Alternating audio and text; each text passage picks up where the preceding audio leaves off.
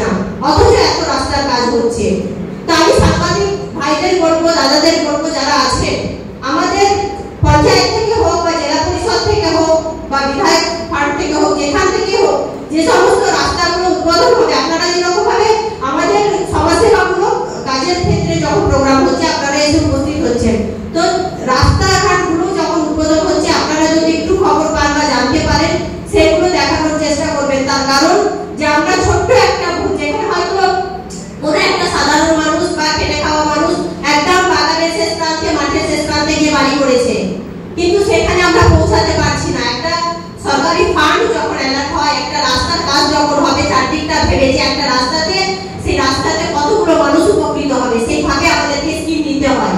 একটা বাড়ি মাঠের প্রান্তে আছে বা 5টা বাড়িতে ধরুন 30 জন সদস্য, সেই মাঠের এবার আমরা যদি কেউ যদি চেয়ে বসে দেখা যাবে যে সেখানে 80 লাখ বা 1 কোটির একটা রাস্তা প্রয়োজন, তখন কিন্তু সেক্ষেত্রে আমরা স্কিম নিতে পারি না, আমাদের সমস্যা দাঁড়ায়, আমাদের সমস্যা হয়। আমাদের করার ইন্টেনশন থাকে, আমরাও চাই করতে, কারণ আমাদের তো দল দায়িত্ব দিয়েছেন মানুষের কাজ করার জন্যই।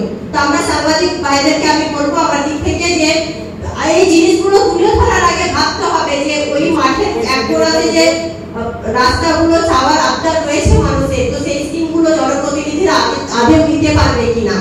কিন্তু তারপরেও আমাদের চেষ্টা থাকে যে সামান্য কিছু আমরা যদি সহযোগিতা করতে পারি। তবে একটা কথা হ্যাঁ, যে দল কাজ করে সে দলের বদনাম থাকবেই। তো আমার এইটা অনুরোধ করবো, আমি এই কারণেই অনুরোধটা করছি, কারণ প্রচুর রাস্তা হচ্ছে জেলা জুড়ে, তারপরেও আমরা মানুষের চাহিদা পূরণ করতে পারছি না। আর পাশাপাশি আরো একটা বিষয় বলবো আমি, যে মানুষের ট্যাক্সের টাকাতে একটা গভর্নমেন্ট চলছে, তো এই গভর্নমেন্ট আমাদের তৃণমূল কংগ্রেসের সরকার, আমাদের নেত্রী মানুষকে এতগুলো প্রকল্প দেওয়ার পরেও আজকে তারপরেও আমরা আঙুল তুলছি কেন, যে আমার একটু হয়তো অসুবিধা হচ্ছে, নিজের সুবিধা হলো না বলে আমি একটা সরকারকে অকপট আক্রমণ করছি। কিন্তু আমি চাইবো যে এই জায়গাগুলো আমাদেরকে কমিউনিকেশনের মধ্যে দিয়ে বুঝে নিতে হবে যে কেন হচ্ছে না বা কি কারণে হলো না, আর যেটা হলো সেটা কেন হলো। তো আমাদের এই বিষয়গুলো বোঝার কথা বলবো, বা আমি বারবার এই জিনিসটাই বলার চেষ্টা করি। বা আমি গতদিন আমি একটা প্রোগ্রামে বললাম যে আমি মুর্শিদাবাদকে যদি ছাদ দিয়ে ঢালাই করবো ভাবি, তাহলে কিন্তু সম্পূর্ণ হবে না।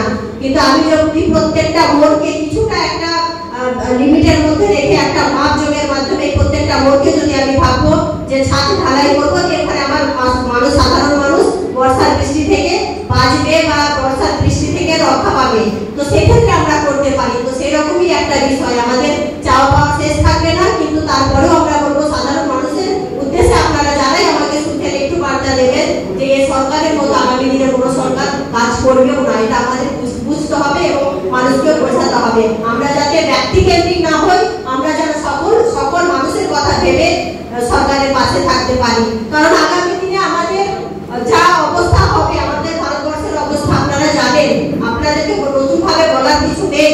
কারণ আজকে আমাদের যে কেন্দ্রের বিজেপি সরকার, সে সরকার কি করছে সেটা প্রত্যেকেই অবগত আছেন। কিন্তু আমরা চাইবো যে আমাদের রাজ্য যাতে সুরক্ষিত থাকুক, আমাদের পশ্চিমবঙ্গ যাতে আমাদের নেত্রী মমতা বন্দ্যোপাধ্যায়ের হাতে, আমাদের নেতা অভিষেক